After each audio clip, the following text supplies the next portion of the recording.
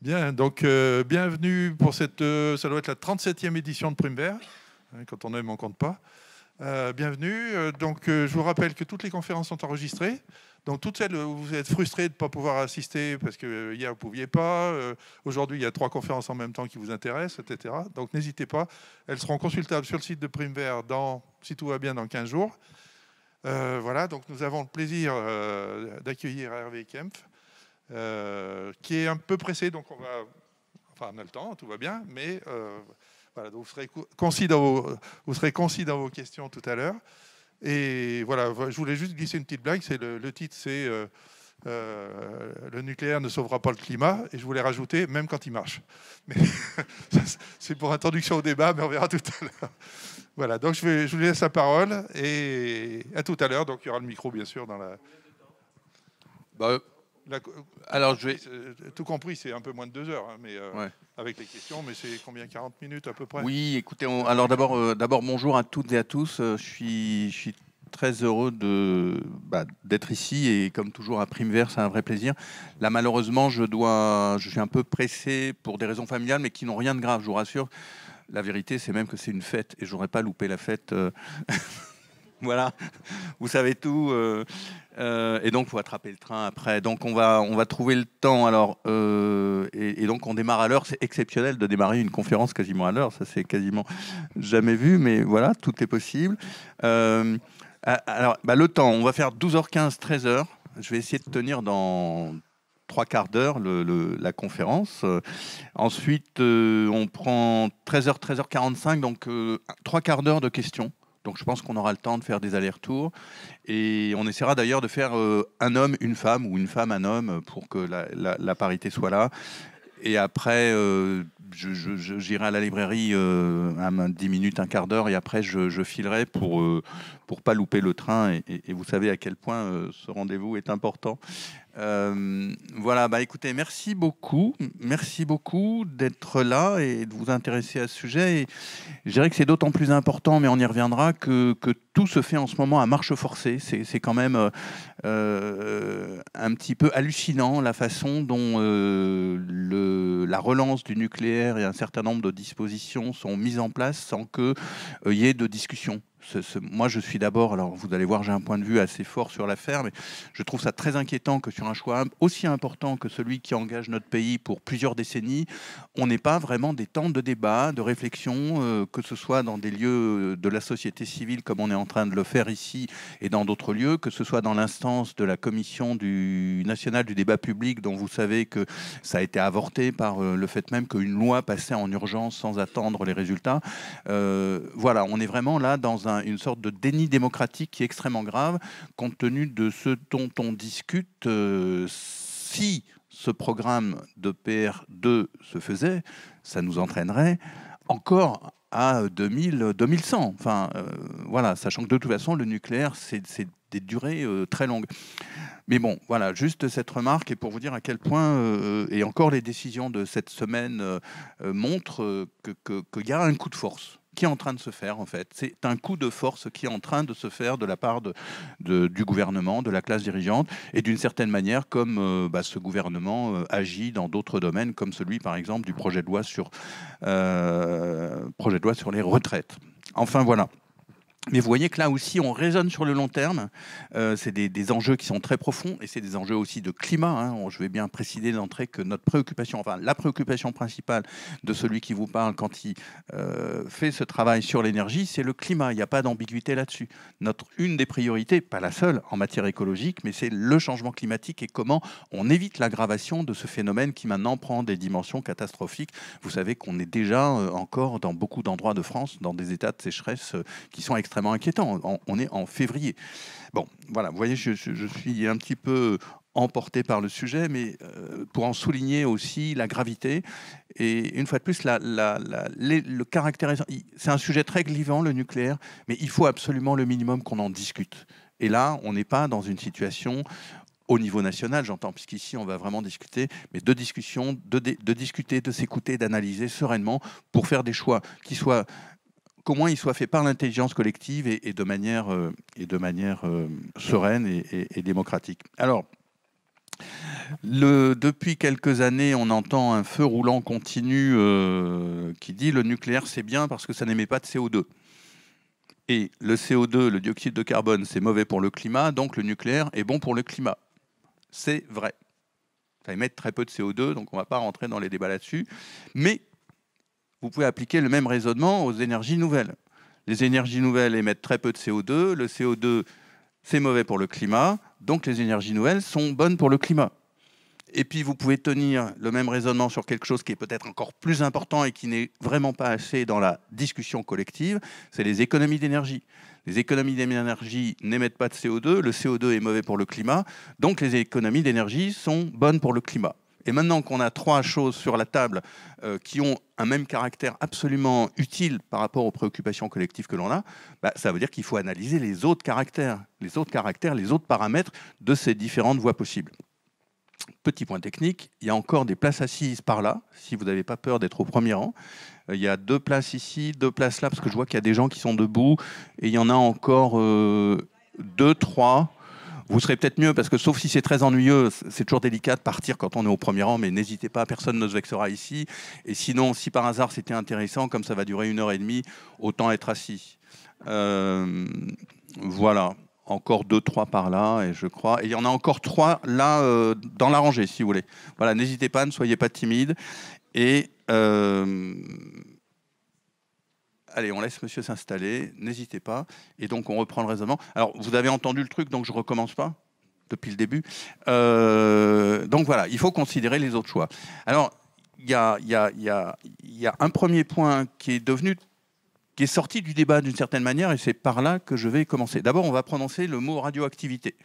Ça paraît absurde, mais l'évolution des choses et des débats fait que c'est un mot qui n'apparaît presque plus quand dans les articles de presse, dans les débats à l'Assemblée nationale ou ailleurs. Voilà, il y a le mot radioactivité. Alors, l'énergie nucléaire a des caractéristiques tout à fait estimables, utiles, impressionnantes, mais il y a un problème, c'est que le mécanisme physique qui permet de produire cette énergie dégage de la radioactivité qui va ensuite se retrouver dans tous les dispositifs qui sont au contact avec cette source d'énergie.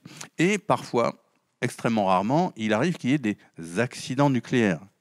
Alors, le mécanisme de déni, parce qu'il y a un déni qui est à l'œuvre sur cette question depuis quelques années. Hein. On a eu un feu roulant de toujours dans le même sens avec des personnes très médiatiques et qui ont un très bon, au demeurant, très bon qualité de vulgarisation, mais il se trouve qu'on n'entend peut-être que dans un certain nombre de médias.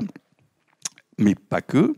Il y a 2 mécanismes du déni. C'est de dire, oui, ok, il y a eu Tchernobyl et Fukushima, mais c'était tellement extraordinaire que, voilà, dans un cas, ça ne peut pas se répéter. C'est trop extraordinaire. Et puis, oui, ça a eu lieu, mais les conséquences en ont été faibles. Donc, finalement, ça serait supportable. Alors, on va revenir, et d'abord sur le caractère extraordinaire d'un certain nombre d'événements. Qui nous aurait dit, il y a 10 ou 15 ans, que en 2020, nous serions tous sujets à une pandémie mondiale qui fait que nous serions tous ici avec un masque et que nous aurions été confinés pendant 2 mois. En fait, il y avait quelques écologistes qui le disaient parce qu'ils interrogeaient des naturalistes, des épidémiologues et qui disaient, compte tenu de la rapidité de la destruction de la biodiversité, on va avoir des pandémies de plus en plus fréquentes, mais ce n'était pas vraiment dans l'espace public. Et qu'est-ce qui nous est arrivé à toutes et à tous ? Ces événements extraordinaires en 2020 qui nous ont sidérés. Je rajoute, qui aurait pu imaginer, comme disait Monsieur le Président de la République dans ses vœux du 31 décembre dernier, qui aurait pu imaginer qu'il y aurait des canicules extraordinaires en France? Vraiment, qui aurait pu imaginer? Juste les climatologues et les écologistes et les journalistes qui leur font relais depuis que le GIEC existe en 1988. Le groupe intergouvernemental d'experts sur l'évolution du climat. Voilà. Mais bon, ça c'est presque une plaisanterie, puisque ça justement on l'imaginait, et c'est ce qui nous réunit ici, cette préoccupation pour le changement climatique et l'écologie en général. Et puis, mais pour revenir à des choses plus sérieuses, puisque là en l'occurrence M. Macron, une fois de plus, n'était pas sérieux, qui aurait pu imaginer, il y a mettons 5 ans, si on ne suit pas attentivement les événements de la géopolitique, qui aurait pu imaginer que sur le sol européen, une des premières puissances mondiales agresserait un grand pays et qu'on se retrouverait toujours d'ailleurs à l'heure où on parle dans une vraie guerre sur le sol européen, avec toujours planant au-dessus de nous la possibilité très éventuelle d'un recours à l'arme nucléaire. Donc voilà, l'extraordinaire est possible. Voilà, je n'en dis pas plus, je crois que les choses sont claires. Et de la même manière, les accidents nucléaires ne peuvent pas être exclus, même si, heureusement, et il faut le souhaiter que ce soit de plus en plus le cas, ils sont extrêmement rares. Alors je vais reprendre l'exemple de Fukushima, qui est très intéressant. Vous allez comprendre. Il y avait eu un premier séisme au sud du Japon en 2007, un séisme d'amplitude 6,8 sur l'échelle de Richter, comme on dit, et qui avait vraiment surpris tous les ingénieurs de la sécurité nucléaire, de la sûreté nucléaire plus exactement. Et donc, ils ont refait plein d'études, puisque ces événements, un séisme aussi, un tsunami aussi rare, arrive très rarement avec une force aussi grande. Et donc, ça mettait... D'ailleurs, il y avait des centrales nucléaires qui, à l'époque, avaient été arrêtées en raison de ce phénomène.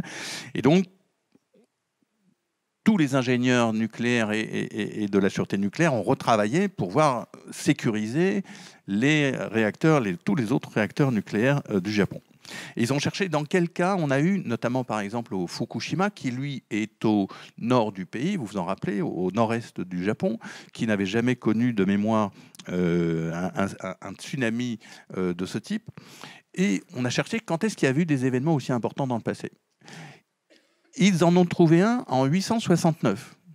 869, c'est Charlemagne, hein, vous vous rappelez, c'est 869 après Jésus-Christ, donc ça fait plus de 1000 ans. Et comme les chroniques médiévales étaient bien tenues, à l'époque, il y avait des chroniqueurs qui avaient dit, voilà, il s'est passé un séisme d'une très grande amplitude. Et d'après la reconstitution, les historiens ont vu que les chroniqueurs avaient dit que les vagues entraînées par ce tsunami faisaient 4 mètres de haut. Alors comme les ingénieurs du nucléaire sont des gens sérieux, on va le dire franchement, je le crois très profondément, ils ont calculé, ils ont dit on va prendre une marge de sécurité importante et on va mettre des protections pour être protégé au cas où la vague entraînée par ce séisme et ce tsunami atteindrait 6,5 mètres. Donc ils ont pris une marge de sécurité de plus de 50%. On peut dire pour un événement qui est millénaire. On peut dire c'est sérieux, quoi. On peut y aller, il n'y a pas de souci, là on est protégé. Vous savez quelle a été la hauteur de vague du tsunami de Fukushima? 9 mètres.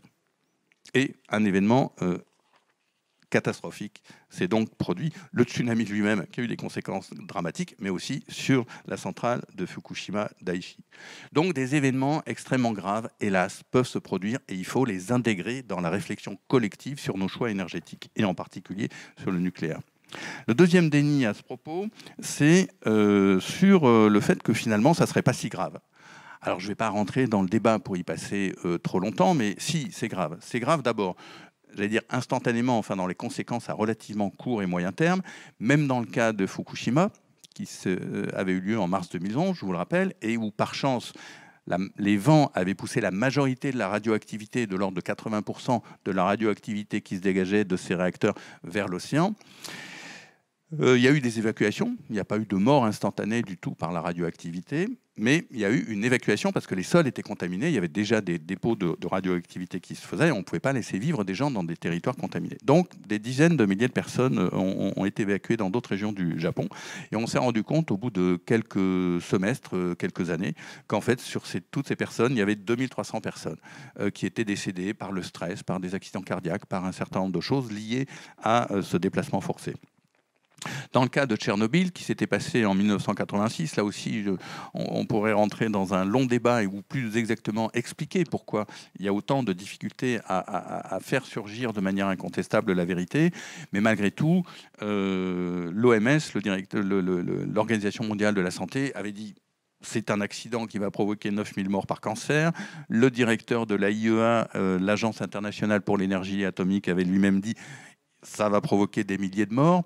Et en Ukraine, où il y a eu énormément de liquidateurs, même si ce n'est pas seulement en Ukraine que les conséquences se sont fait porter. En fait, l'accident a eu le plus de conséquences en Biélorussie et un petit peu en Russie. En Ukraine, ils indemnisaient en 2016 encore 35 000 personnes, dont un conjoint. Généralement, c'est les veuves qu'on indemnisait parce que c'était souvent les hommes qui avaient été engagés et sujets à des hauts taux de radioactivité. On indemnisait 35 000 personnes personne. Ça veut dire que, et quand on sort de l'argent et que c'est vraiment concret, ça veut dire que du point de vue des autorités ukrainiennes, on considérait que 35 000 personnes étaient décédées des conséquences de Tchernobyl. Donc, premier point, même sur ce bilan un peu macabre qu'il faut tenir, des accidents ont des conséquences extrêmement lourdes. Mais peut-être, je dirais pas le plus important, mais aussi ce qu'il ne faut pas oublier, c'est que, et une fois de plus, je remploie le mot de radioactivité, le fait même qu'il y a un dépôt, une contamination de césium-137 ou d'autres éléments radioactifs dans les sols, ou qui se recyclent en permanence par les herbes, par les champignons, par des végétaux, qui, par exemple, va passer ensuite dans le lait que vont des vaches, etc. Donc, ça rend la vie impossible ou très difficile pendant des décennies. Vous vous rappelez peut-être que, par exemple, en septembre 2001, il y a eu un accident industriel très important à AZF, sans doute le plus grand accident industriel qu'ait connu la France, une explosion d'ammonitrate, si j'ai bonne mémoire, des milliers de blessés, beaucoup de morts, je n'ai pas le chiffre exact en tête, des habitations dévastées sur tout un quartier, un accident extrêmement grave. Qu'est-ce qui se passe donc 20 ans après?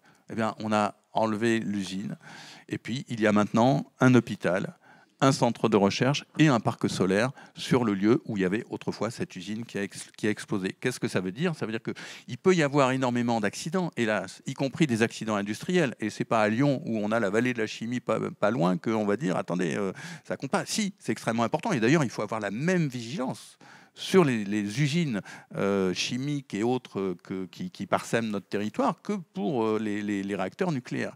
Mais quand par malheur un tel accident arrive, les conséquences en sont digérées, si j'ose dire, au bout de quelques temps, alors que dans le cas du nucléaire, on va avoir pendant des décennies des territoires qui sont empoisonnés. Alors même dans le cas de Fukushima, qui était pourtant relativement peu abîmé, si j'ose dire, il y a encore 1200 km² de territoires contaminés et des villes. Moi, j'ai eu l'occasion de faire un reportage il y a quelques années, et c'est très important de voir une ville où tout est normal, les maisons sont propres, il y a même les feux qui continuent à clignoter, et puis personne ne vit parce que tout le monde est évacué. Et puis, à Tchernobyl, il y a toujours 40 000 km² qui sont contaminés. Alors, ça veut dire que les gens peuvent vivre, mais dans des conditions de prudence alimentaire, etc., extrêmement importantes. Et il y a toujours 2600 km² qui sont interdits à la vie parce que c'est trop empoisonné. 2600 km², c'est à la louche la moitié d'un département français en moyenne. Donc, c'est... Voilà.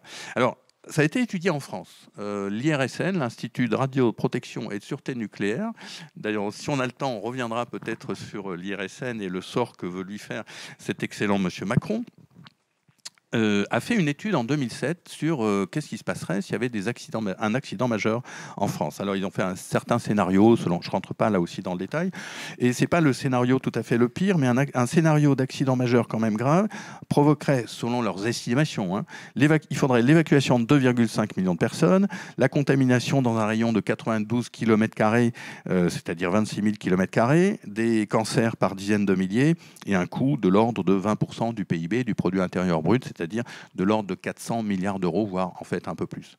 Donc voilà. Et ce qui est aussi intéressant, c'est qu'on est jugé bon d'analyser qu'est-ce qui se passerait s'il y avait un accident en France. Parce que les autorités de la sûreté, contrairement à beaucoup de batteurs de tréteaux, on va dire, à la radio, à la télé, etc., et surtout à l'encontre de beaucoup de parlementaires qui peut-être ne se renseignent pas assez, les autorités nucléaires en France sont très soucieuses de cette possibilité et la prennent en compte. C'est Bernard Doroszczuk, le président de l'autorité de sûreté nucléaire, qui disait en janvier 2022, je cite, « Un accident est toujours possible et ceux qui prétendraient le contraire prennent une grande responsabilité ». Alors, est-ce qu'il y a des possibilités? Qu'est-ce qui pourrait susciter l'inquiétude de la vulnérabilité en France? Je vais essayer d'être un petit peu rapide pour respecter l'horaire qu'on s'est dit, et puis parce qu'il y a quand même d'autres aspects dans le nucléaire que cette question accidentelle. Donc, je vais un petit peu vite, pardonnez-moi. D'une part, il y a quand même des risques de guerre. L'Ukraine est là pour nous le rappeler. Vous vous rappelez peut-être aussi qu'en septembre 2001, il y avait eu des attentats contre le World Trade Center et une préoccupation question qui était née, c'était la capacité des réacteurs nucléaires ou d'autres installations, par exemple des piscines de combustible qui sont extrêmement radioactives, à soutenir le choc d'un avion de ligne. La réponse était que non pour la très grande majorité d'entre eux. Et deux, on avait même installé à côté de La Hague, pendant plusieurs semestres, une batterie de missiles anti-aériens Crotale pour veiller si un avion se présentait dans le coin là. Quelque chose qui est souvent mal mais c'est encore en chantier, j'allais dire. C'est vraiment une réflexion parmi tous les milieux du nucléaire et tous les gens qui s'intéressent à cette question, et qui d'ailleurs ne concerne pas que le nucléaire, mais là on va se centrer là-dessus, c'est précisément les conséquences que pourrait avoir un changement climatique important. On sait qu'on est déjà dedans, on va tout faire pour le limiter, mais même en étant déjà dedans et avec une aggravation que malheureusement on n'évitera pas, ça va avoir des conséquences. Alors la première conséquence qui vient à l'esprit, c'est les effets sur le manque d'eau, les effets sur des submersions, comme ça s'était produit à la centrale du Blayais en 1999, et la possibilité qu'il y ait avec la montée du niveau des mers, des centrales qui se trouvent en difficulté. Le fait aussi, c'est pas encore bien analysé, mais qu'il peut y avoir des ouragans ou des typhons qui se multiplient, qui seraient importants, et la préoccupation est déjà arrivée en 2018 quand aux États-Unis un ouragan est passé à côté de la centrale de Brunswick et un typhon est passé à côté de la centrale de Taishan, ce qui avait conduit les autorités à interrompre ces réacteurs. Et puis, il y a aussi quelque chose qu'il faut avoir en tête, c'est que si on se laisse aller dans une période de trop grand changement climatique, ça aura aussi des conséquences sur la stabilité de la société. L'économie en sera affectée. On peut imaginer qu'il y ait entre les États des tensions, Voilà, je ne vais pas plus loin pour ne pas y passer de temps, mais or, une crise économique, un désordre social, implique qu'il peut y avoir des gens qui se comportent mal, ou aussi que dans les choix collectifs, si on manque d'argent, est-ce qu'on allouerait autant d'argent qui serait nécessaire à l'entretien de vieilles centrales nucléaires, etc. Donc, les centrales nucléaires, comme d'ailleurs nos grands systèmes industriels, ont besoin pour fonctionner d'une société stable. Or, si on intègre la perspective du changement climatique, et il faut l'intégrer d'autant plus que le comportement de nos dirigeants en France et dans d'autres pays ne nous met pas sur la bonne voie, il va falloir aussi considérer que la société va manquer de stabilité ou va être déstabilisée, et que les questions économiques vont être de plus en plus pressantes. Alors, dernier point sur cet aspect, sur est-ce que, outre les éléments que je viens de mentionner, il y a une vulnérabilité particulière de la France ?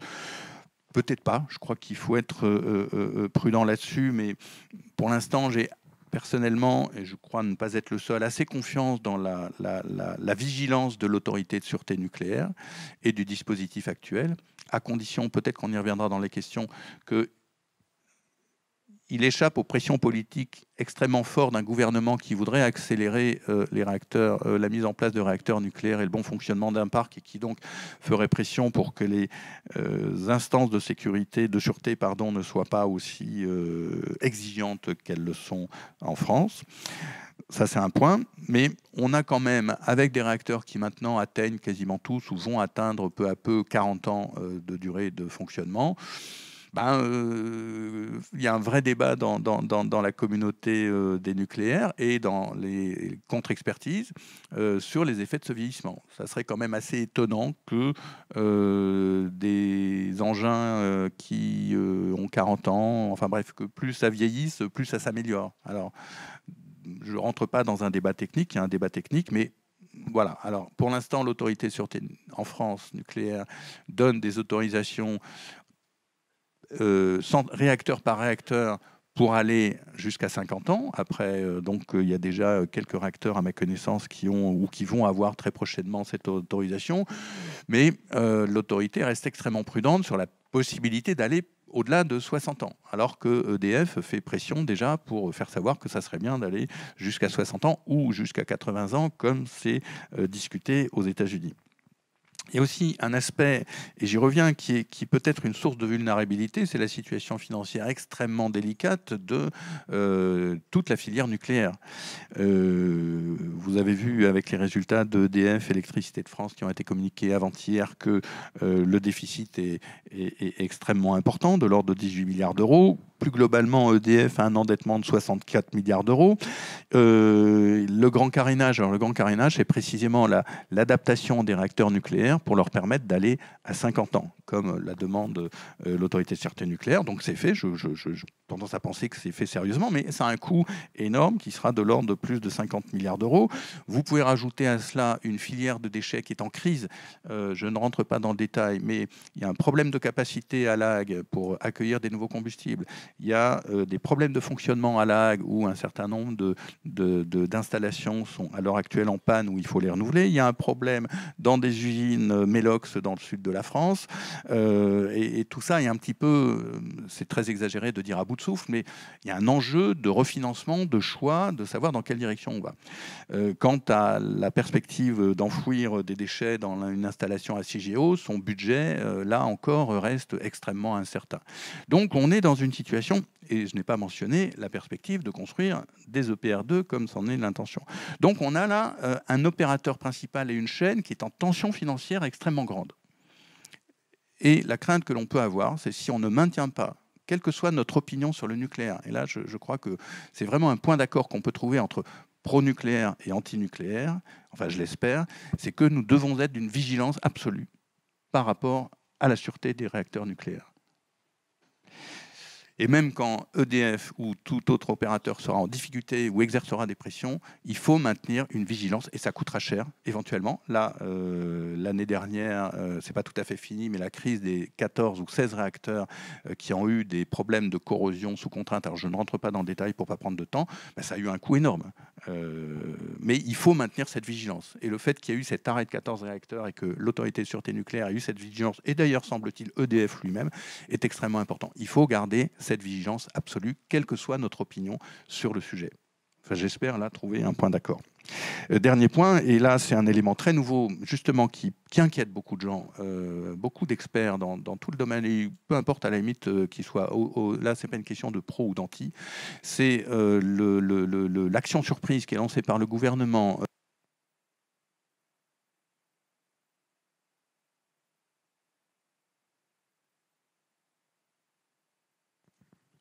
Je vais vous passer le mien. Voilà, ouais, je suis revenu.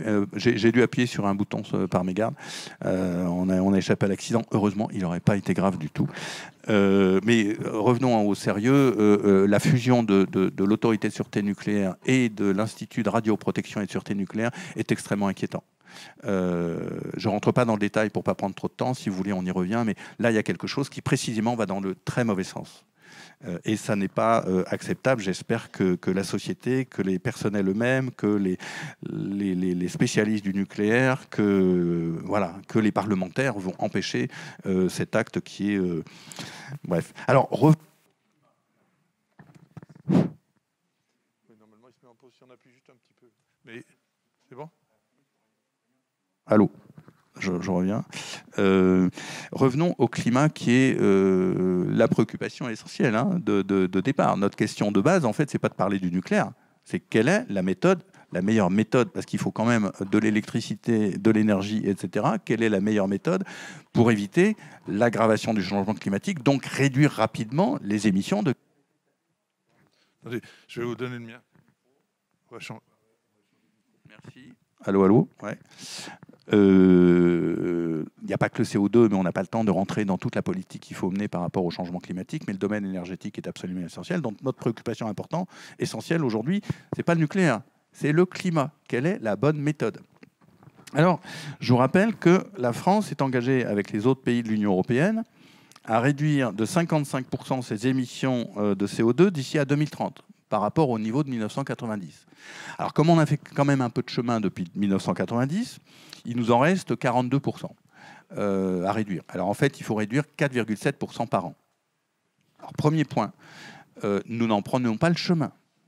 Même quand il y a eu le Covid, en 2020, on a dû baisser de 3-4... Non, je vais vérifier le chiffre de 2020, je ne veux pas m'avancer. Mais enfin, en 2021, on a très peu baissé, 1 ou 2%, et 2022, pas beaucoup non plus.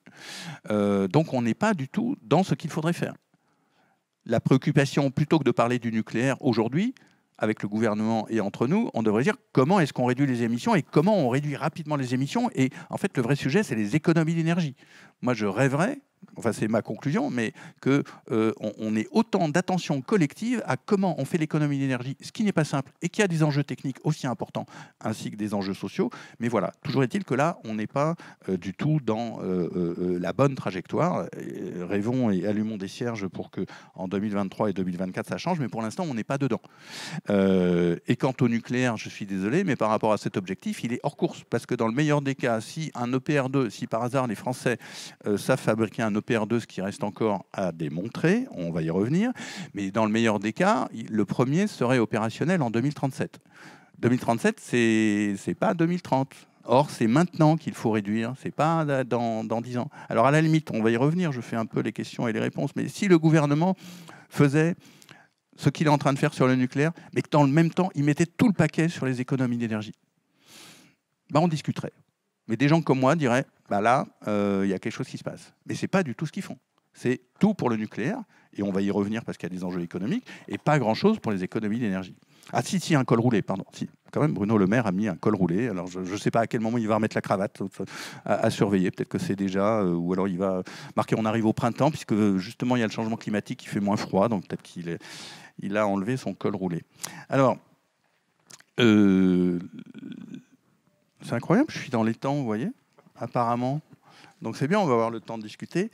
Je reviens sur... donc, premier point, quand même, il faut réduire de 4,5... Enfin, peu importe, on ne va pas se noyer dans les chiffres, mais entre 4 et 5% par an nos émissions de gaz à effet de serre. Ça devrait être notre préoccupation collective par rapport à la question écologique. On n'y est pas.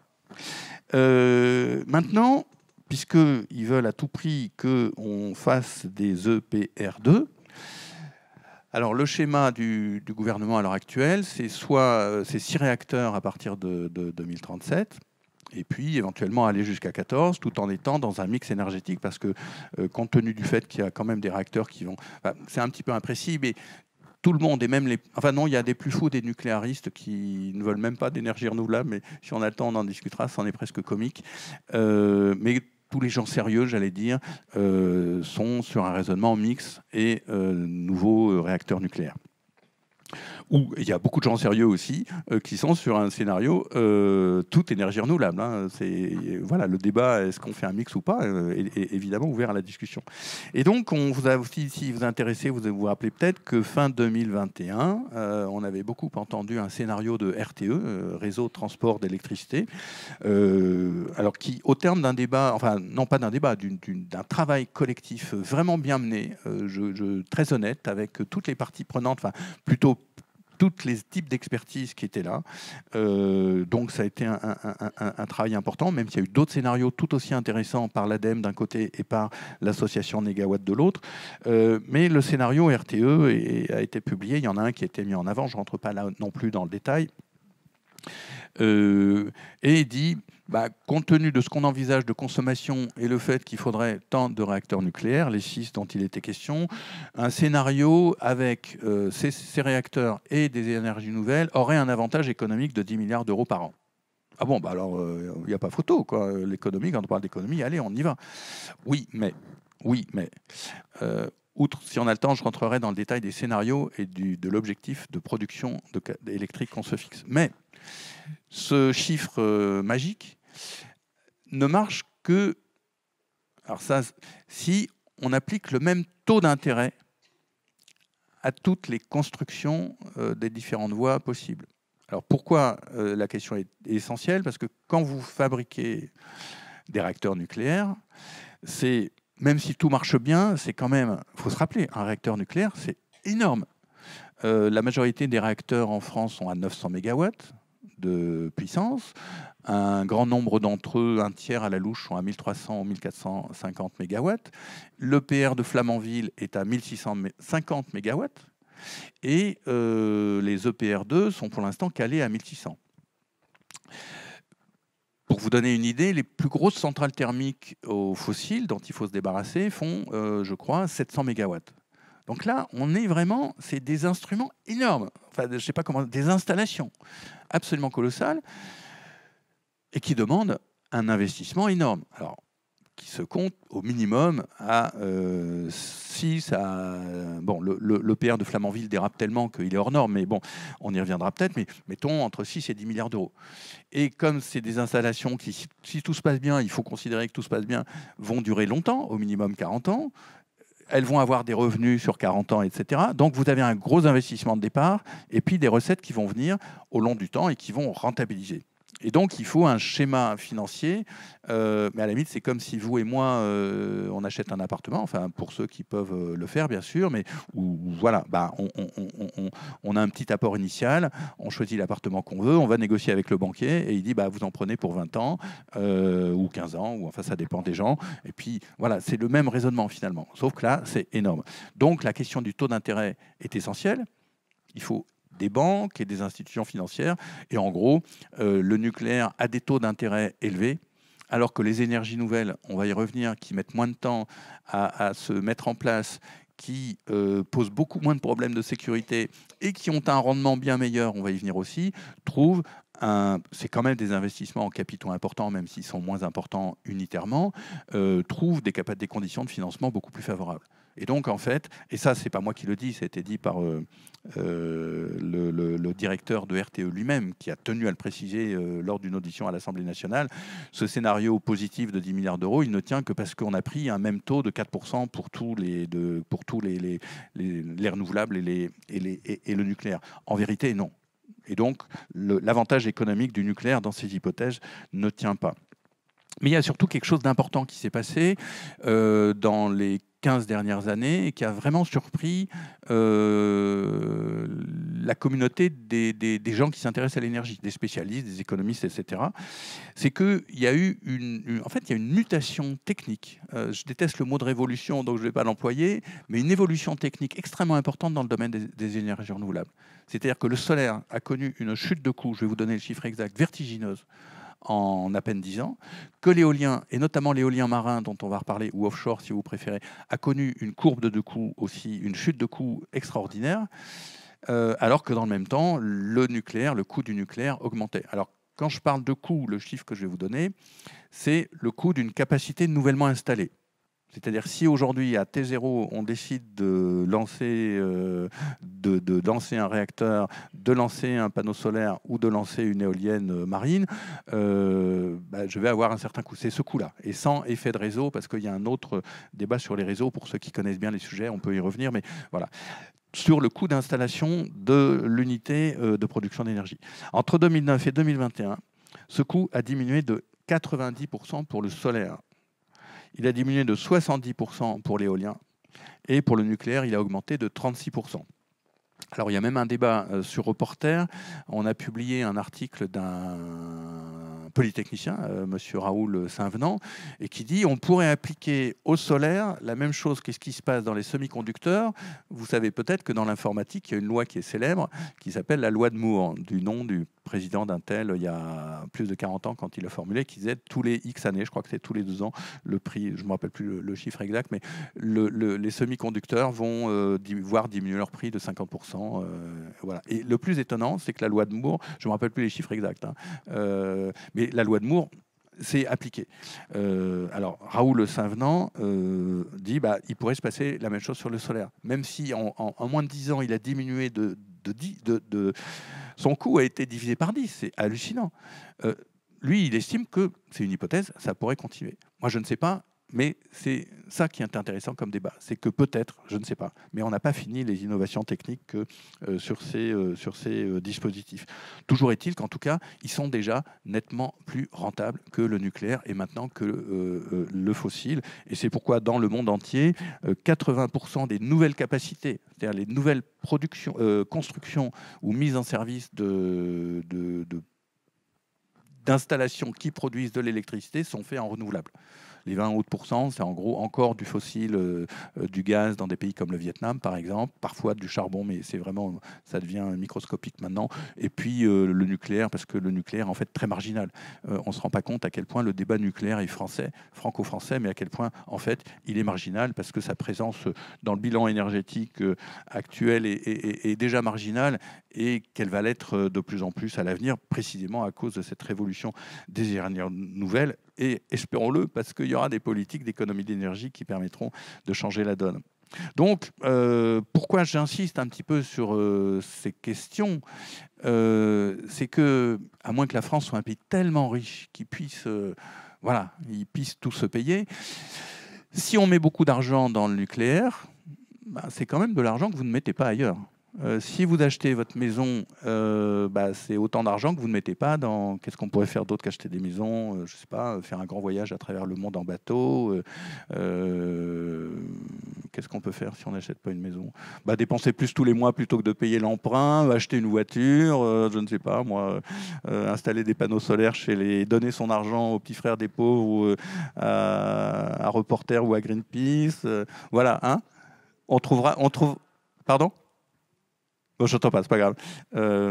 Bref, mais revenons au sérieux. Bah, si on met X milliards d'euros, dizaines de milliards d'euros pour construire des EP1-2, que pour l'instant, je vous rappelle, on ne sait pas fabriquer, bah, c'est 50 ou 60 ou 70 milliards d'euros qu'on ne met pas sur le renouvelable ou sur les plans d'économie d'énergie. Voilà. Donc, il va falloir faire des choix économiques. Et moi, je dirais qu'à l'heure actuelle, la question du choix économique, elle est aussi essentielle que la question de la sûreté dont je vous ai parlé au début. Parce qu'il faut faire des choix. Et dans quelle direction on va? Et comme on ne peut pas tout faire à la fois, bah, il faut chercher ce qui est logique. C'est pour ça que je reprends mon idée de la maison. C'est il faut faire les choix les plus rationnels sur le plan économique. Et je prétends, je ne suis pas le seul à le faire, que le choix du nucléaire n'est pas rationnel sur le plan économique. En tout cas, il faut rouvrir le débat avant de s'y engager à marche forcée. Et puis, ben, vous voyez, je suis vraiment dans les temps, je suis très fier. Le temps que je m'étais fixé, comme ça on va vraiment avoir le temps de discuter. Je reviens, et c'est là-dessus que je veux conclure, et c'est les économies d'énergie, elles sont oubliées dans ces choix économiques et dans ces discussions, alors que leur effet est assez rapide.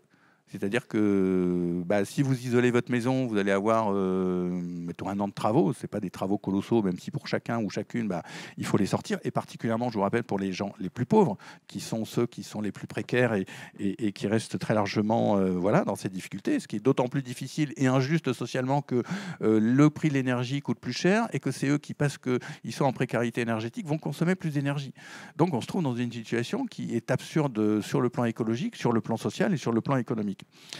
Que les économies d'énergie, il faut de l'investissement. Voilà, je vais prendre un exemple très concret. C'est une petite étude qui a été faite par Arthur Rudinger il y a 1 an ou 2, qui est un chercheur de l'IDRI, l'Institut de développement durable et des relations internationales. Et simplement, il a dit, vous vous rappelez le Grenelle de l'environnement en 2007-2008, quand il y avait Sarkozy. C'était bien. Ils avaient dit on va faire un grand plan de rénovation énergétique et il faudrait rénover totalement 450 000 logements par an. Et rénover totalement, c'est pas seulement on change un double vitrage, et puis ce qui est bien en soi, mais ça suffit pas. Mais voilà. Et si, or, on a fait en moyenne, dans la meilleure estimation qu'on peut trouver, mais vraiment, si on est très optimiste, 45 000. Donc 1/10 de ce qu'il aurait fallu faire. Ce que M. Rudinger dit, c'est que si on avait suivi ce programme de Grenelle, on aurait économisé les 100 TWh qu'on importait de gaz de chez M. Poutine encore l'année dernière. C'est-à-dire qu'on se serait rendu indépendant de ce gaz russe. Voilà, c'est pour vous dire l'importance de cette question d'économie d'énergie, de rénovation énergétique et de plein de choses. Donc c'est un enjeu où on va à la fois créer de l'emploi, on va être juste socialement, et pas de l'emploi chinois, parce que le maçon, le plombier, le chauffagiste, c'est le charpentier, c'est à côté de chez nous qui vont être. On ne va pas aller chercher au Vietnam ou au Pakistan ou en Chine pour le faire. On économise, on réduit les importations de fossiles ou d'électricité plus tard, et puis on a un choix social, enfin un avantage social extrêmement grand. Donc voilà, c'est là-dessus qu'on devrait en fait beaucoup discuter, mais en revanche, je suis tout à fait prêt à discuter et à répondre ou à réfléchir plutôt avec vous sur les questions qu'il pourrait avoir sur le nucléaire. Je vous remercie de votre attention. Merci.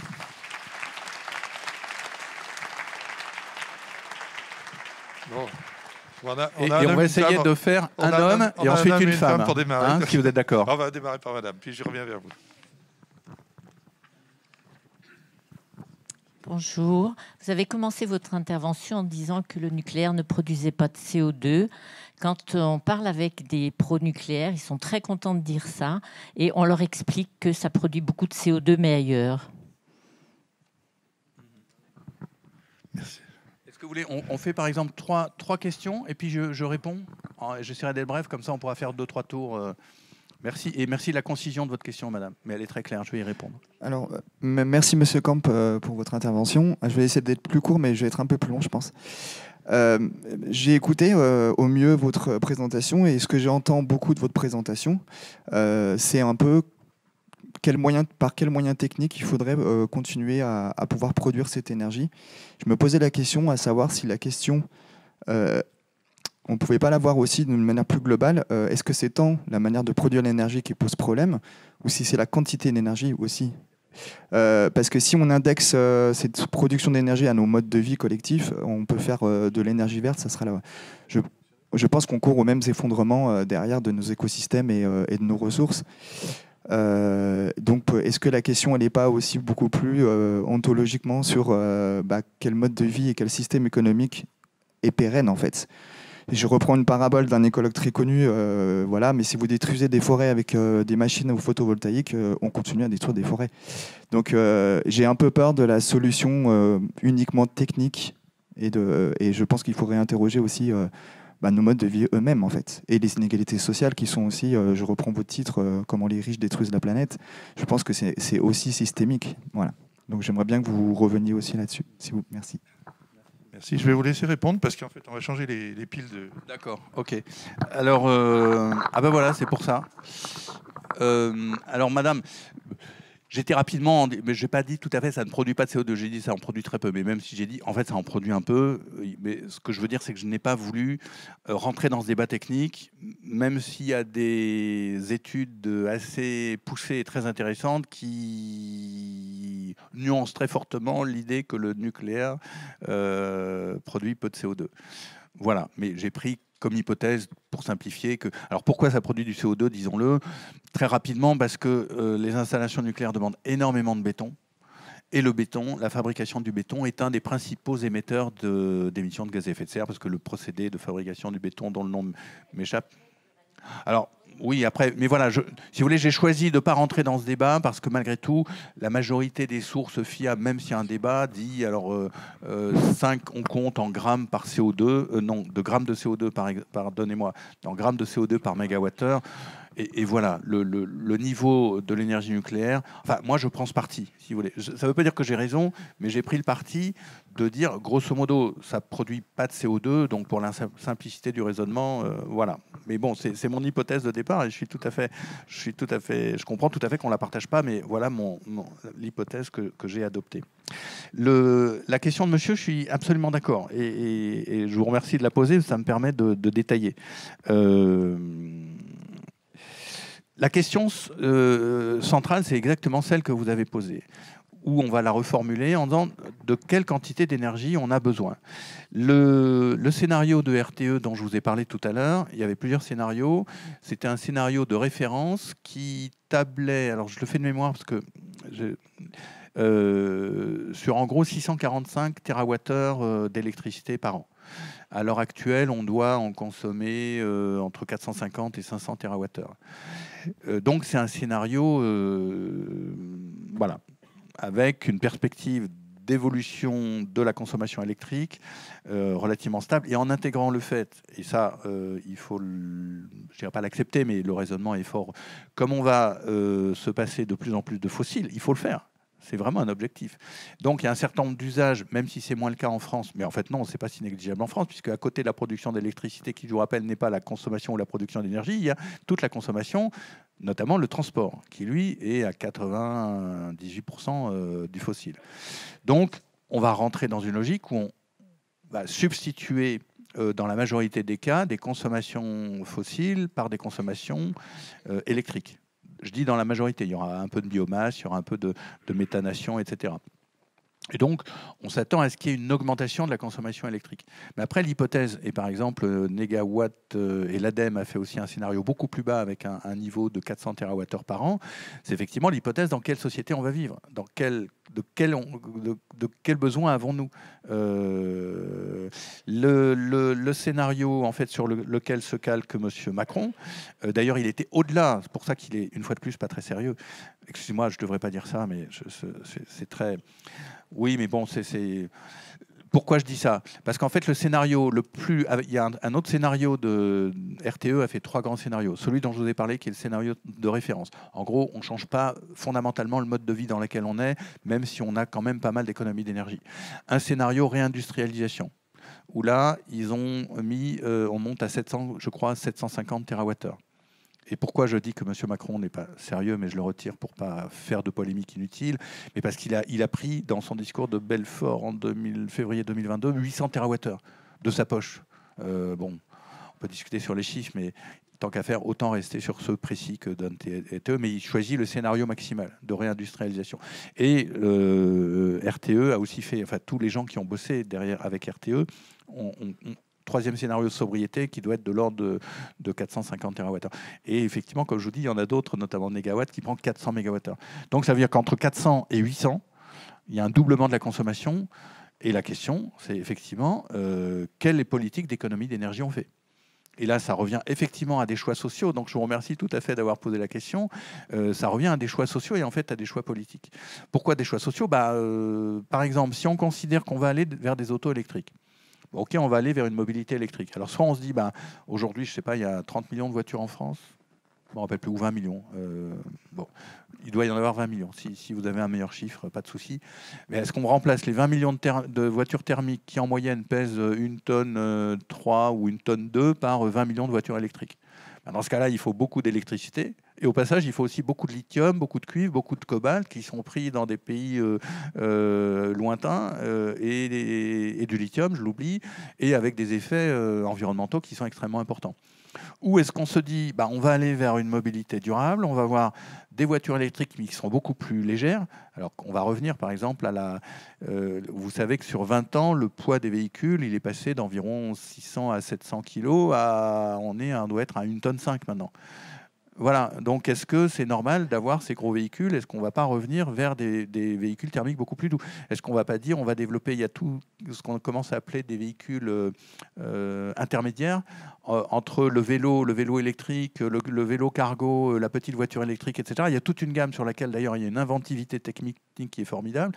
Et donc on pourrait se dire, c'est dans cette direction qu'il faut aller. Et au passage, je le dis, il faudrait mieux aller dans ces directions parce que, par exemple, l'industrie automobile chinoise, elle, a compris le coup et se met beaucoup sur les petites voitures électriques qui ne pèsent pas très lourd et qui sont peu chères, alors que l'industrie automobile française, pour l'instant, elle continue à se caler sur des véhicules lourds avec des SUV et des machins qui seront électriques parce que c'est là-dessus qu'ils font leur plus grande marge. Mais dans l'avenir, ce n'est pas les voitures. Donc il ne faudra pas, dans 10 ans, si on continue dans cette voie, que les constructeurs automobiles et les autres viennent pleurnicher en disant « Ah, c'est les Chinois qui ont pris tout le marché de la voiture électrique. » Ben oui, ils ont compris que la société allait évoluer et qu'il faut faire des voitures légères qui coûtent moins cher. Bon, pour vous donner un exemple. Et on pourrait le décliner sur plein de choses. La publicité dans les gares, et pour l'autre aspect, donc c'est vraiment changer la consommation. Et l'autre aspect, mais vous m'avez tendu une perche, je vous en remercie, donc c'est effectivement que le niveau de consommation, il est lié à des niveaux d'inégalité. C'est-à-dire que si... Et ça s'est vu très bien au moment de la Convention citoyenne sur le climat. Je ne sais pas si vous vous rappelez, ces 150 citoyens avaient fait quand même un boulot très bien. Ils avaient d'ailleurs choisi de ne pas parler du nucléaire pour ne pas s'engueuler. Et finalement, c'est très bien, mais ils ont sorti un grand nombre de mesures, dont l'une, par exemple, on va limiter en taxant fortement les véhicules de plus de 1 tonne 4, je crois. Je ne suis pas sûr du chiffre. Et c'est un des trucs que M. Macron, dans sa grande sagesse, a évacué. Et donc, ils ont mis... il y a une surtaxe sur les véhicules de plus de 1,8 tonnes, c'est-à-dire 1% du marché. Alors qu'en fait, les 1,4 à 1,8 tonnes, c'est en gros les SUV ou les gros breaks, les gros je ne sais pas quoi, les gros Scénic, les gros 3008.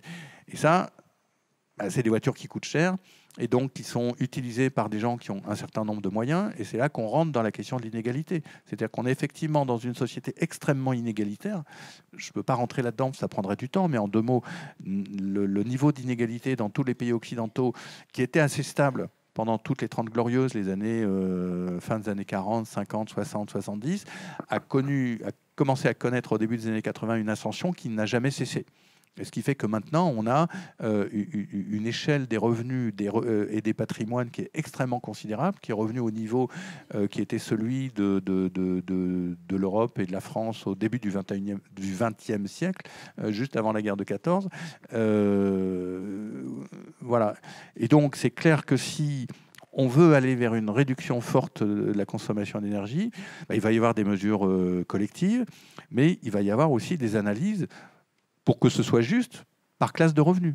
Et ce que l'on sait, en gros, puisqu'il y a une corrélation assez forte, enfin c'est aussi fait, le travail commence à se faire sur l'énergie, mais une corrélation assez forte entre les émissions de CO2 et la consommation d'énergie, que les plus riches, les 10%, par exemple le chiffre dont je me souviens, qui est bien documenté, les 10% les plus riches dans la société française émettent 40% des gaz à effet de serre, alors que les 50% en bas n'en émettent que 20%. Enfin, il y a un différentiel énorme. Donc si on rentre dans une politique d'économie d'énergie qui est absolument essentielle, et qui, quand même, s'accompagnera d'énergies nouvelles, des renouvelables. Mais il faut passer notamment par un enjeu de redistribution des richesses.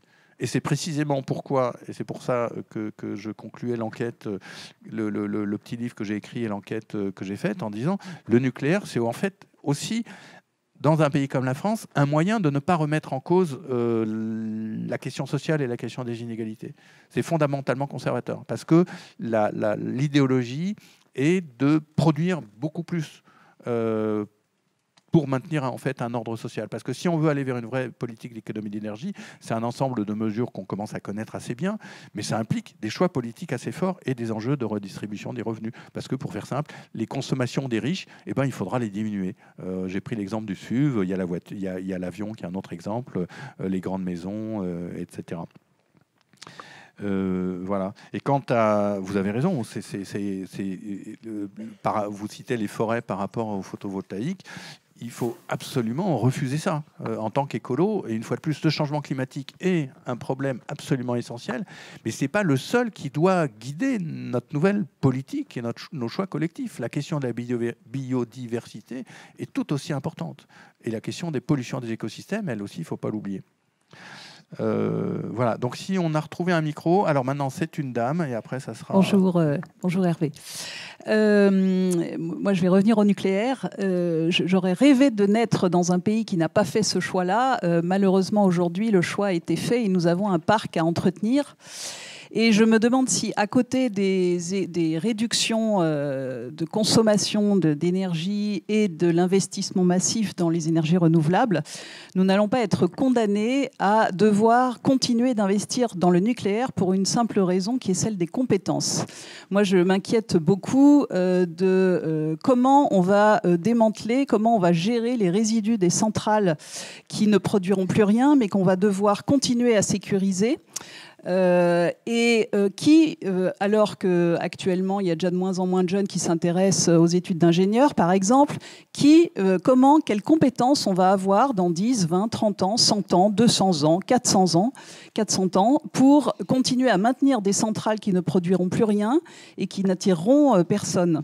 Et du coup, je me pose vraiment la question par rapport à cette histoire de compétences, si on n'est pas condamné à continuer d'investir dans cette énergie-là à minima pour pouvoir attirer des gens qui vont continuer à se former et à avoir les connaissances pour pouvoir maintenir pendant des milliers d'années des parcs qui sinon auront des dégâts.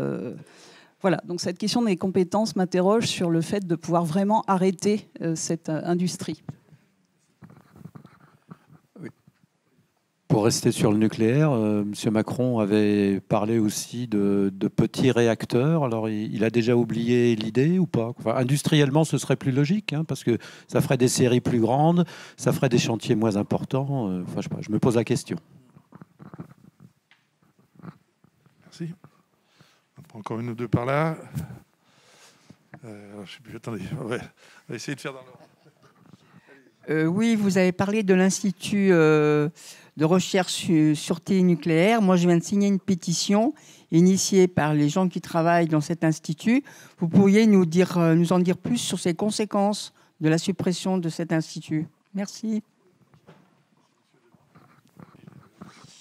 Peut-être, si vous me le permettez, une question ou si j'ose, un conseil. C'est hier soir, j'assistais dans la salle d'à côté à la conférence d'Arthur Keller, qui était assez passionnante sur la notion de résilience et sur les défis que nous allons avoir à relever.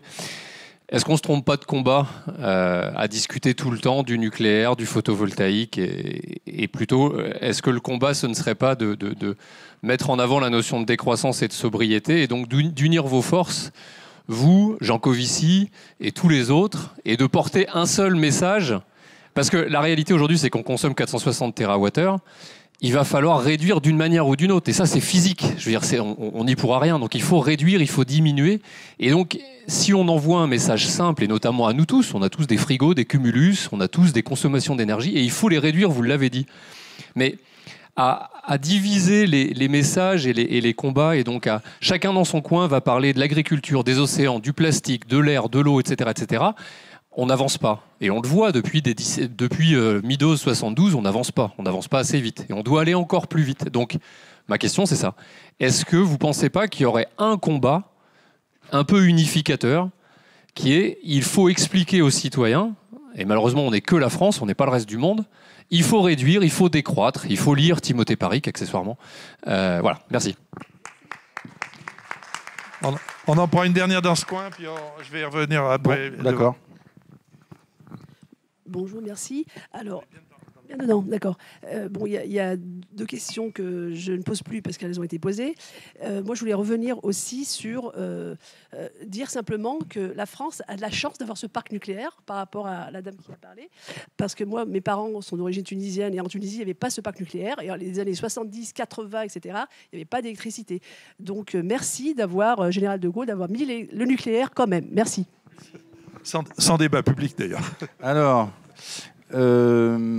première question de madame, le choix a été fait, mais oui, le parc à entretenir, est-ce qu'on n'est pas condamné à investir pour conserver des compétences, notamment en démantèlement et en gestion des déchets? Vous avez raison, mais avec une très forte nuance. Si on investit c'est pas les mêmes compétences pour construire des réacteurs nucléaires et pour entretenir un parc et pour gérer des déchets ou démanteler. On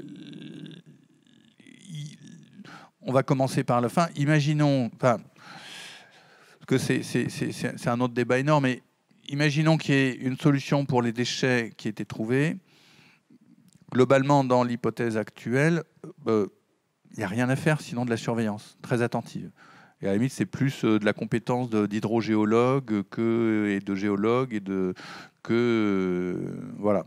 Le démantèlement, là aussi, c'est des compétences particulières, mais c'est pas du tout la même chose que de se dire on va embaucher 5000 ingénieurs ou spécialistes par an pour construire des réacteurs, des soudeurs qualifiés, toutes sortes de métiers techniques et d'ingénieurs.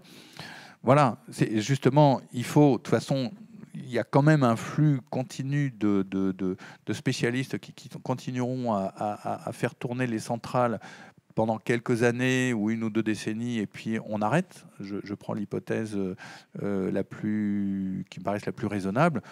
Et après, chemin faisant, on aura d'autres compétences qui sont peut-être très différentes pour le démantèlement et pour la gestion des déchets.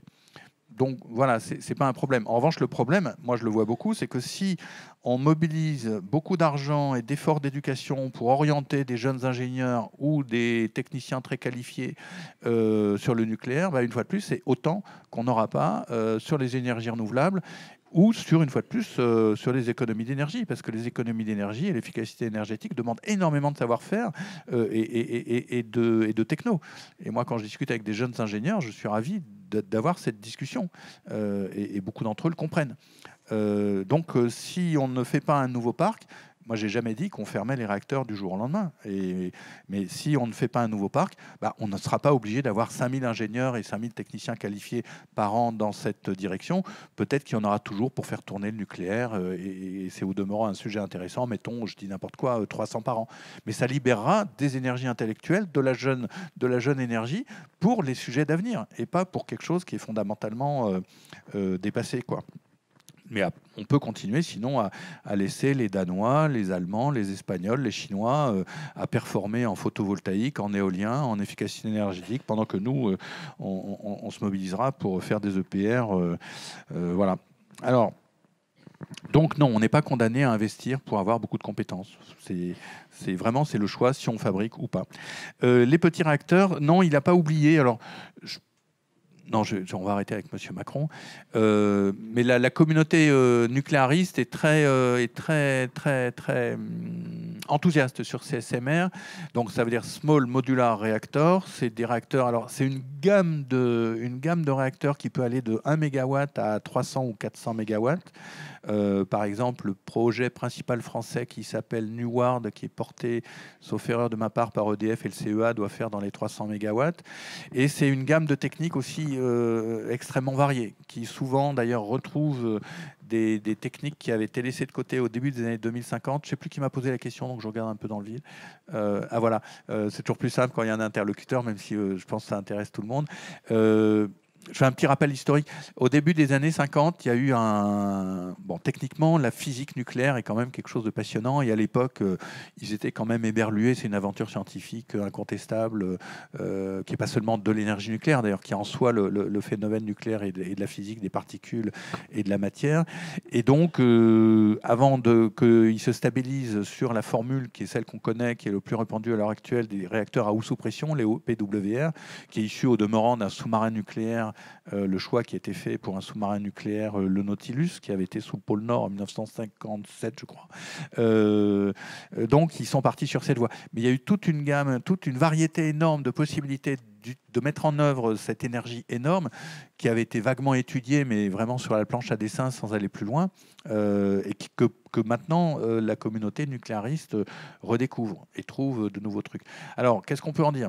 Alors, ça excite beaucoup parce qu'effectivement, ça serait petit.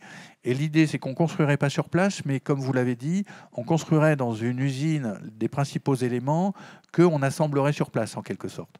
Donc, il y a déjà cette méthode de fabrication qui est intéressante. Et puis après, il y a plein de possibilités. Alors, qu'est-ce qu'on peut en dire très rapidement ? C'est que, pour l'instant, rien n'est vraiment opérationnel. C'est comme souvent dans le nucléaire, le monde de demain, il sera parfait, on va arriver, on va faire des trucs formidables. Donc, souvent, le nucléaire vend ce qui va se passer pour faire accepter ce qui est en train de se passer. Et c'est très différent. Donc, pour l'instant, il n'y a pas de SMR qui soit vraiment opérationnel. Il y a des projets dans tous les coins qui, pour l'instant, ne sont pas validés ni techniquement ni économiquement et qui posent aussi des problèmes. C'est-à-dire que malgré tout, comme il y a dans la plupart des cas, alors pas dans tous, des déchets nucléaires, est-ce que si on partait dans une logique de mettre beaucoup de SMR, comment on gérerait les déchets nucléaires, toutes les circulations qu'il y aurait partout ? Donc, voilà très rapidement ce qu'on peut en dire. M. Macron et son gouvernement n'ont pas oublié, dans le plan France Relance, ils ont dû accorder des sommes assez conséquentes, en 2 fois, je crois, au moins 1 milliard d'euros pour travailler sur ce modèle de SMR. Qu'ils espèrent vendre à l'étranger à un horizon indéterminé. Donc beaucoup d'excitation dans le milieu, quelques...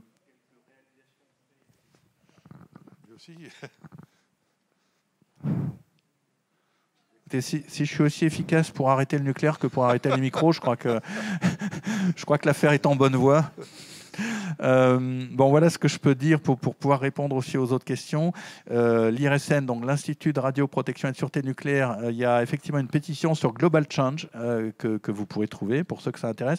Quelles conséquences ? Alors, on a publié un article dans Reporter il y a 2 jours qui explique bien les choses en interrogeant des spécialistes du secteur. En 2 mots, les conséquences, c'est que l'ASN et l'IRSN n'ont pas tout à fait le même rôle. L'ASN analyse les dossiers, mais s'appuie sur une expertise technique. L'IRSN, c'est vraiment les ingénieurs, les chercheurs du nucléaire. Alors, je vais vous passer le mien. Oui, c'est effrayant. Voilà. Allô, oui, ça marche. IRSN. En 2 mots, la SN et l'IRSN n'ont pas vraiment le même... L'IRSN, ils font vraiment de l'étude. Par exemple, j'ai été amené à citer une étude sur les accidents tout à l'heure. Donc, c'est vraiment à la fois faire des études très fouillées sur les réacteurs eux-mêmes, sur des points techniques. Par exemple, dans la corrosion sous contrainte dont je vous ai parlé tout à l'heure, l'IRSN est beaucoup intervenu, ou sur la question du couvercle de l'EPR de Flamanville qui est défectueux. Là, c'est l'IRSN qui fait l'analyse de fond, si vous voulez. Et après, elle transmet son dossier à l'ASN qui va instruire. L'ASN a aussi des compétences. Ils ont des inspecteurs qui vont aller sur place, qui connaissent très bien les choses, mais ils vont quand même s'appuyer sur tout le travail, parce qu'il y a du travail de calcul, il y a du travail... Enfin, c'est quand même des choses assez compliquées, hein, parce que l'énergie nucléaire et les installations sont quand même... C'est de la haute et dure technologie.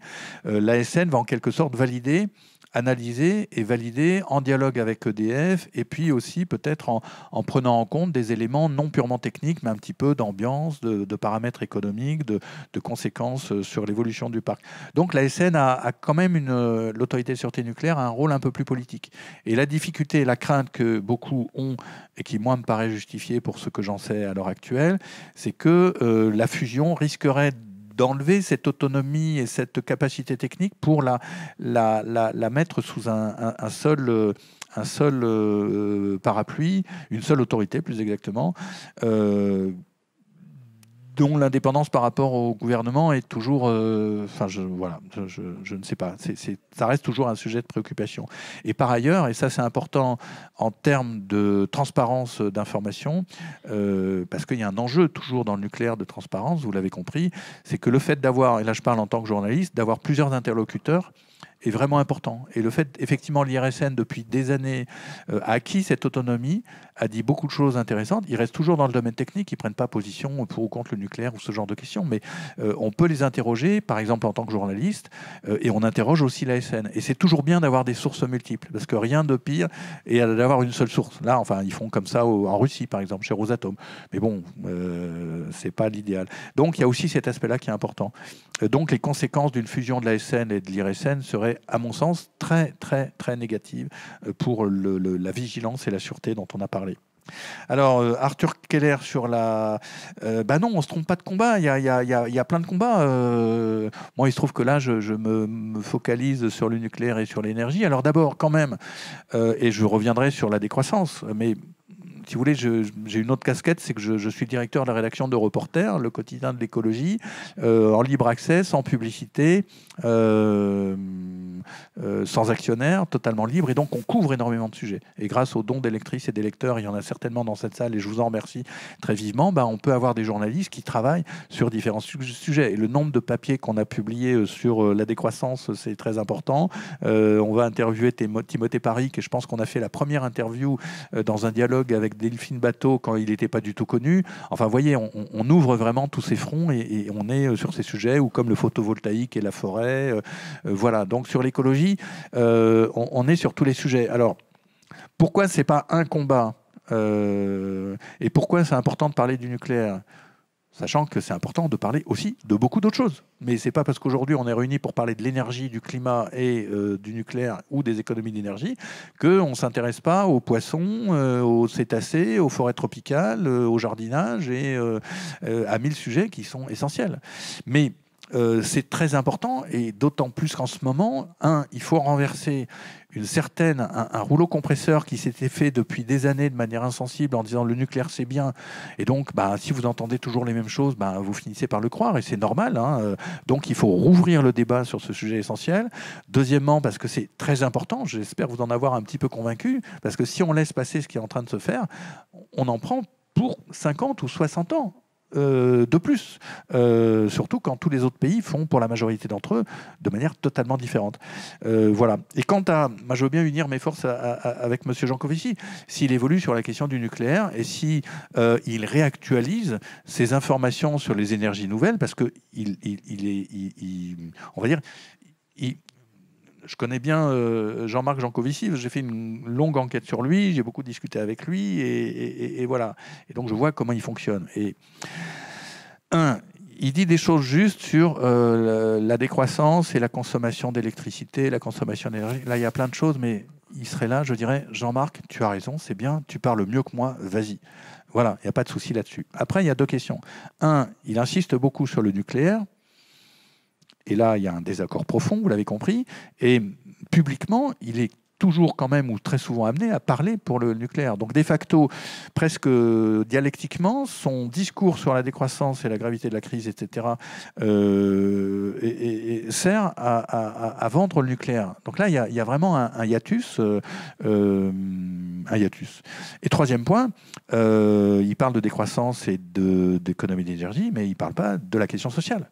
Et là, la question sociale et de la répartition des richesses, elle est absolument essentielle. Je suppose que M. Arthur Keller, enfin Arthur Keller que je connais un petit peu, en a parlé, sinon il y a un problème. Mais la question, Jean-Marc Jancovici l'évacue totalement. Par exemple, dans son livre Un monde... Le monde sans fin, un monde sans fin, vous verrez à la page machin, il y a une courbe sur les inégalités. Et en fait, elle est fausse. Il prend une courbe et dit, mais il n'y a pas de problème, en France, les inégalités ont diminué. En fait, non. J'ai été vérifié chez Thomas Piketty, l'économiste qui est vraiment le chercheur en économie qui s'y connaît bien sur l'évolution des inégalités. Il n'est pas le seul, heureusement, il y a plein de gens, Emmanuel Saez, Lucas Chancel, Zuckman, Gabriel Zuckman, etc. Il y a une grosse communauté d'économistes qui travaillent là-dessus. Les inégalités ont augmenté en France. Et donc, ça c'est significatif, cette erreur. Il y a plein d'erreurs dans ce bouquin, mais c'est très significatif, cette erreur. Parce que comme Marc Jancovici, évacue la question sociale. Or, moi, je fais partie de ceux qui disent « mais non, elle est absolument essentielle ». Et en fait, le mouvement écolo, depuis une dizaine d'années, heureusement, me semble-t-il, a compris qu'on ne peut pas séparer les deux questions. Donc, moi, la même chose que je peux dire, c'est pas important qu'on soit tous d'accord. En revanche, ce qu'il faut, c'est qu'on puisse discuter ensemble pour mesurer nos désaccords, qu'on comprenne « ah ben ouais, là, tu as raison, ah ben non, là, il faut évoluer là-dessus ». Et de voir là où il y a des désaccords. Et le problème avec Jean-Marc Jancovici, c'est qu'il ne fait pas ce boulot d'accepter de discuter avec d'autres. Vous le voyez, toujours discuter avec des journalistes, être interviewé par des journalistes qui, on ne peut pas leur reprocher, mais ils ne peuvent pas être au courant de tout et être au niveau pour le mettre en difficulté, quoi. Donc voilà, non, il n'y a pas un combat. Et par ailleurs, vous avez fini votre question par... Il y a un différent, on va l'appeler très pacifiquement et très sereinement, il y a un différent d'analyse profond. Et on pèse, moi je pèse pour que le mouvement écologique et la société aillent dans un sens et pas dans le sens qui satisfait les dominants. Et précisément, ça m'en vient, il ne s'agit pas tant d'expliquer aux citoyens. Expliquer aux citoyens, enfin, nous j'ai l'impression qu'on le fait avec Reporter qui maintenant touche 1,5 million de visiteurs uniques tous les mois. Prime Vert, ça a beaucoup de succès. Enfin, il y a heureusement plein de gens, d'écolos, de journalistes qui font ce boulot, d'écrire des livres, etc. Arthur Keller, qui font ça. Mais il ne s'agit pas seulement d'expliquer aux citoyens, il s'agit d'expliquer aux gouvernants. Mais les gouvernants, on a beau leur expliquer, ils n'entendent pas. Pourquoi ? Parce que les gouvernants, ils défendent un système.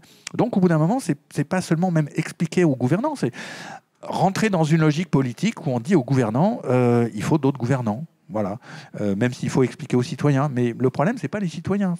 Après, on rentre dans un autre débat. Je vais m'arrêter là pour qu'on ait d'autres questions. Mais c'est aussi, est-ce qu'on est en démocratie ? Dans quel système on est, etc. Et l'exemple du nucléaire, par exemple, il est, pour finir sur ce point, il est imposé sans explication aucune. Il n'y a pas de débat. S'il y avait un débat, on pourrait s'expliquer. Mais là, il n'y a pas d'explication. On impose. Voilà. Alors, madame a dit la France a de la chance d'avoir un parc nucléaire parce qu'en Tunisie, on n'a pas beaucoup d'électricité. En gros, je suis désolé. La Tunisie... Je vous rappelle aussi qu'entre le nucléaire, pourquoi est-ce que le nucléaire est dans un certain nombre de pays ? C'est parce qu'il est associé à la bombe nucléaire. Et qu'il y a un enjeu entre le nucléaire militaire et le... Wow. Ouais, quand on parle de bombes, c'est explosif. C'est très animé cette conférence. C'est waouh. Bon, alors, il y a peut-être des mots qu'on va essayer de pas employer. Mais vous voyez, et d'ailleurs, cet excellent monsieur Macron l'avait lui-même dit dans son fameux discours de février, ou alors c'était précédent, parce qu'il en a eu deux sur le nucléaire. il faut maintenir le nucléaire civil parce qu'il y a une complémentarité entre le nucléaire civil et le nucléaire militaire. Et donc, très franchement, même si à un moment, toute l'industrie nucléaire a essayé, et la France a été un grand pays proliférateur, a tenté de vendre des réacteurs nucléaires à plein de pays, en fait, ils sont très sceptiques parce que vendre une centrale nucléaire, c'est vendre une capacité, c'est risquer de vendre une capacité nucléaire, une expertise nucléaire, et qui pousserait des gens, à des pays, à vouloir fabriquer la bombe atomique. Alors, je ne pense pas que ce soit le cas de la Tunisie, mais ça pourrait être le cas d'autres pays, et c'est pourquoi, en fait, le nucléaire est peu vendu, a peu été vendu à d'autres pays, parce qu'il y a toujours un enjeu politique très fort. Alors, si on avait le temps, on discuterait de ce que font les Russes avec tel et tel pays, mais c'est un autre sujet. Donc voilà. Mais en revanche, j'espère vraiment que les difficultés dans lesquelles se débat la Tunisie vont se résoudre, et je pense que la Tunisie a, par exemple, en matière d'énergie nouvelle et de solaire, sans doute un potentiel, j'imagine, très grand, et c'est sans doute dans cette voie qu'il faut aller. Mais il faudrait trouver des financements quand même. Bon, il y a eu beaucoup de bras qui se sont levés, on va essayer d'en prendre quelques-uns. Très rapidement, parce que j'arrêterai dans 10 minutes là. Pour le financement, il me semble que M. Macron, mais je ne sais pas si ça pourra se faire, a dit qu'il allait puiser dans les livrets A. Je ne sais pas dans quelle mesure ça pourra se faire. J'avais encore une ou deux devant. Allez, encore 2 questions. Oui, ma question est très simple, en quelques mots. Est-ce que vous pensez qu'il est possible de changer et de faire changer le mode de vie, le comportement des gens de manière démocratique? Parce que vous avez parlé de la Russie, bon, vous l'avez dit en termes galants, mais si on prend le capitalisme chinois tyrannique, c'est pas un modèle vers lequel j'ai envie d'aller. Donc j'ai posé plusieurs fois la question à pas mal de gens, dont Gilles Boeuf. À chaque fois, c'est quand même pour l'interrogation. Et la deuxième, qui est aussi un problème de fond, je me demande pourquoi dans tous ces débats très intéressants, en particulier dans Reporter, dont je suis membre depuis très longtemps, si vous voulez, on évacue beaucoup une question grave, qui est la question démographique. J'en entends très peu parler. Alors, c'est effectivement une question lourde, mais je trouve que c'est évacué énormément. On entend beaucoup de bêtises là-dessus et on n'en reparle plus, alors qu'il y a des gens qui... C'est le fantasme. La dernière pour ce tour, on verra si on a 2 minutes. Oui, bonjour. Merci. Jean-Marie Collin de la campagne internationale pour abolir les armes nucléaires. Vous êtes légèrement revenu dessus. Je voudrais savoir si vous pensez que l'une des raisons qu'on conserve le nucléaire si vite, c'est à cause justement parce qu'on a la dissuasion nucléaire. Si.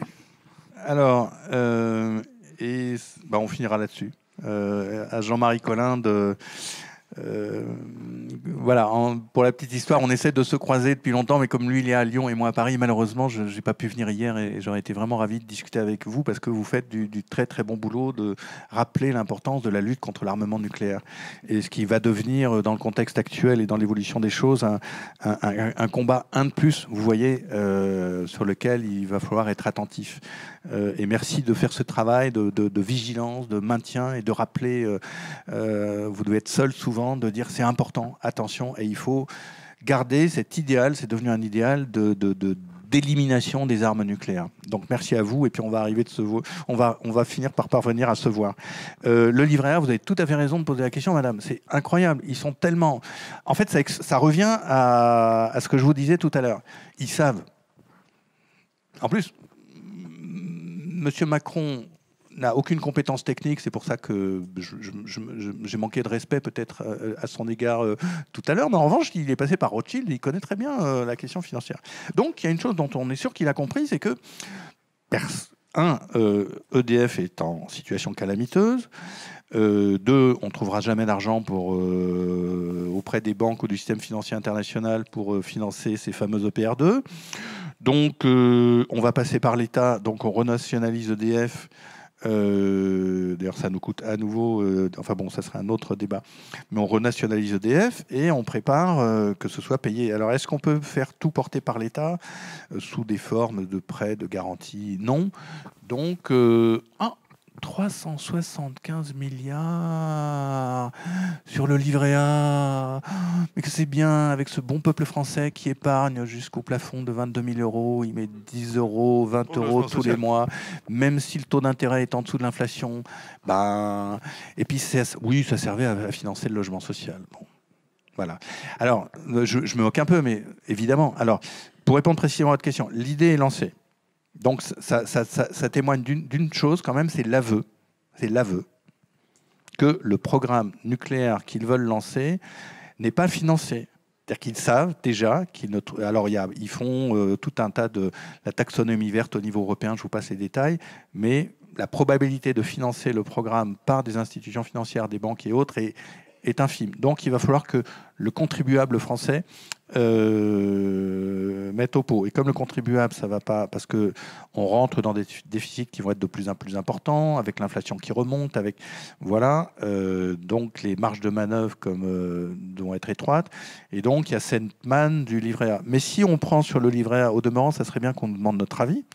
Et par ailleurs, le livret A, il n'est pas, c'est une épargne, j'allais dire vertueuse, parce que pour l'essentiel, il ne va pas dans les îles Caïmans ou investir de je ne sais pas où, il va financer le logement social.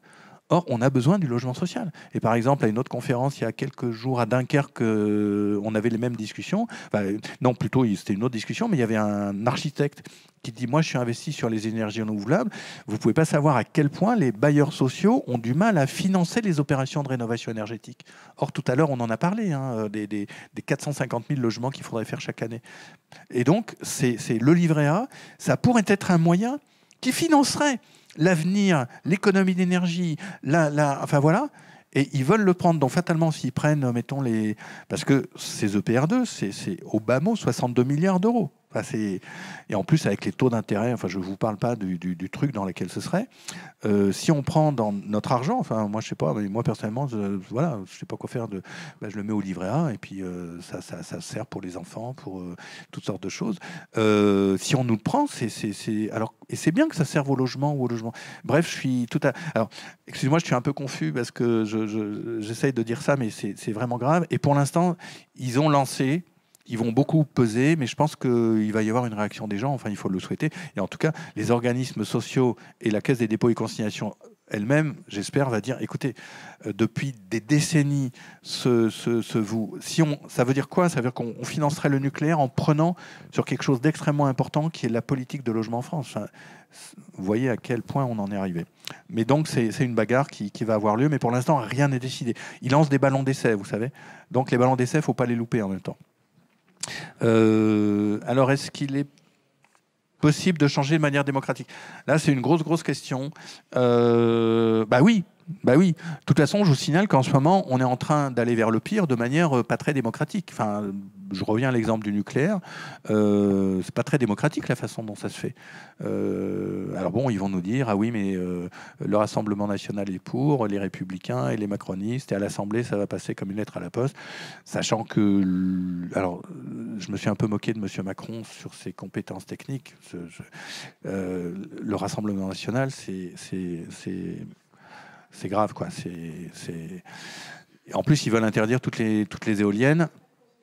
Bon, et on va garder les voitures. Enfin bref, je vous passe le détail, mais c'est pas sérieux tout ça. Les Républicains valent pas mieux.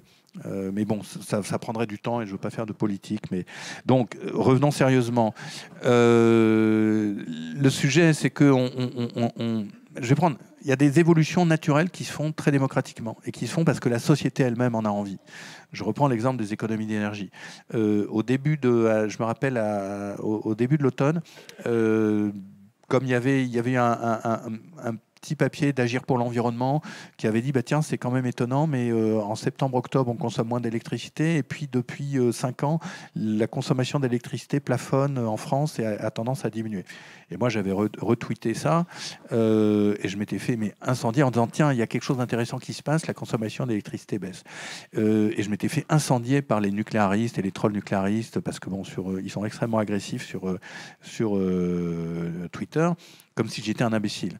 Alors peut-être que c'est vrai que je suis un imbécile, mais toujours est-il que là, il vient d'avoir une publication de RTE sur comment on avait passé, c'est dans Reporter aussi, vous le trouverez, mais aussi dans d'autres médias, comment on avait passé l'hiver. Et ce qui est très passionnant, c'est que les Français, les Françaises, tous, on a économisé l'énergie. de manière beaucoup plus considérable que ce que imaginaient les gens. Alors, il n'y a pas que les efforts qui ont joué, il y a aussi l'inflation, voilà, tout le monde regarde sa facture et se dit il faut faire gaffe, mais il y a vraiment eu quelque chose qui s'est passé. C'est-à-dire que on est tous prêts, je pense, à réagir.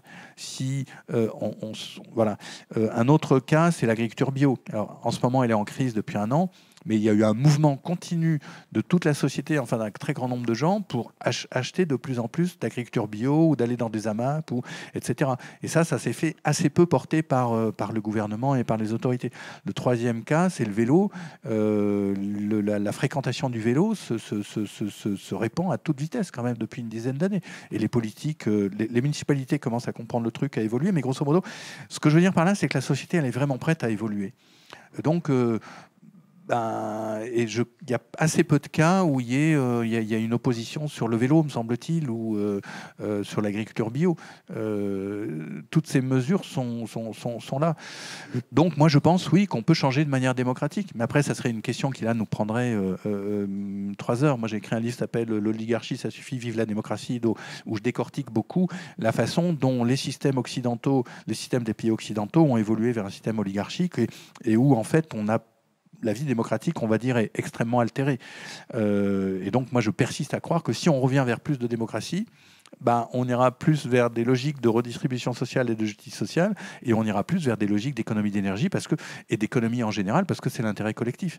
Et qu'en fait, dans la majorité des cas, consommer moins de quelque chose, c'est augmenter le savoir-faire, le bien-être, plus exactement. Le savoir-être, je ne sais pas. Pas pour tout, évidemment, mais les gens, ils prennent souvent leur voiture. Là, on l'a vu avec les gilets jaunes ou encore, ils ne prennent pas leur voiture quand ils sont dans le rural profond ou dans le périurbain parce qu'ils ont spécialement envie d'aller en voiture. C'est que d'une part, ils ne peuvent plus se loger au centre-ville. Je simplifie un peu parce qu'il y a une inégalité telle que maintenant, c'est préempté par les plus riches, etc., et que les prix sont devenus inaccessibles en centre-ville. Donc, on va se loger loin. Et comme se loger loin, comme il n'y a pas suffisamment de transport en commun et que le vélo, c'est pas encore passé dans les mœurs, puis au bout de 5 ou 10 km, le vélo, ça peut être dur pour des gens, ils prennent leur voiture. Et puis, quand en plus, il y a une politique qui enlève le service public, qui met la maternité, et il faut aller à 50 km, etc., la voiture devient obligatoire. Mais je suis persuadé que et chaque fois qu'on pose la question, par exemple, sur les maternités ou les services publics, etc., les gens, ils sont démocratiquement pour. Donc, aucun souci là-dessus. Et la conclusion de l'oligarchie, ça suffit, c'était revenons à un système démocratique. Et si les gens veulent du nucléaire, mais honnêtement, moi je dirais, je respecterais. Mais pour l'instant, ça n'est pas choisi démocratiquement, c'est imposé. Mais moi je fais confiance à la démocratie, mais pour l'instant, on n'est pas dedans. Et quant à la démographie, c'est un autre sujet, et on a fait tout un dossier, une enquête dans Reporter, donc puisque vous connaissez Reporter, si vous ne trouvez pas le lien, je vous aiderai à le trouver, mais on a vraiment bossé là-dessus avec Laure Noalat en 4 volets, et là, c'est pas tout à fait le sujet, et je vais y aller. Non, parce que la démographie, c'est gros, quoi. Merci à toutes et à tous. Très grand merci à Hervé Kempf. Donc, je vous rappelle qu'il va garder normalement un petit quart d'heure pour signer son bouquin sur les tables qui sont à l'extérieur. Et puis, donc, je vous rappelle aussi que toutes les conférences ont été enregistrées et vous pourrez les écouter si tout va bien dans 15 jours. Mais enfin, sur le site de Prime Vert, vous pouvez les réécouter. Soit écouter tous ceux que vous avez ratés. Et s'il y en a qui ne connaissent pas Reporter, vous avez un stand juste dans le hall à l'entrée et il y a Thomas et Aurore pour discuter avec vous. N'hésitez pas. Merci beaucoup. Merci à tous. On est toujours sur un débat franco-français. Comment est-ce qu'on peut faire pour sortir pour sortir à notre niveau? Parce que la décroissance, moi je veux bien, j'y crois, mais ça ne peut pas être envisagé au niveau d'un seul pays. Non, mais si on attend que tout le monde le fasse, en plus je pense que l'Europe peut aller dans ce voie. On est dans un monde de tensions sociales, économiques, politiques, militaires, etc. Et être tout seul dans un combat vers la décroissance, c'est pas possible.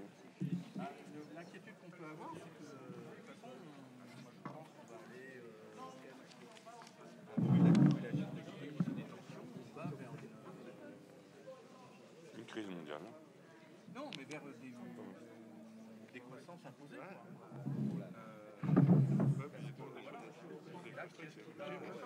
Monsieur Camp, on en est là aujourd'hui. Je t'envoie un email. Ouais, merci. Et vous passez à Paris de temps en temps? Ouais, je t'envoie un email à Paris. Non, c'est pas un souci. Je t'envoie un email pour Paris. Sans problème. Bonne journée, bon courage. Bonne fête. Ouais, merci. Qui est censuré par la presse locale. D'accord.